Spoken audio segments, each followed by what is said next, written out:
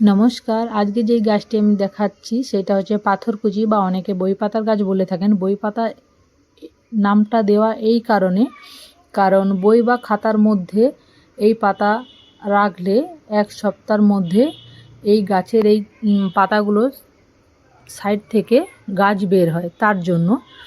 আর আজকে এই প্রথম 2026-এ এই প্রথম দিনই আমি এই ফুলটি দেখতে পেলাম।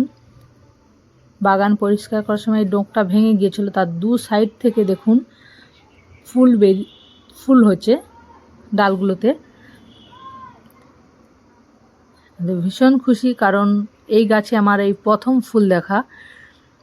আমার মতো অনেকেই আছে যে এই গাছের ফুল হয় বা ফুল কেমন জানে না, তারা দেখুন বই পাতার গাছে ফুলটি এই রকমই হয়।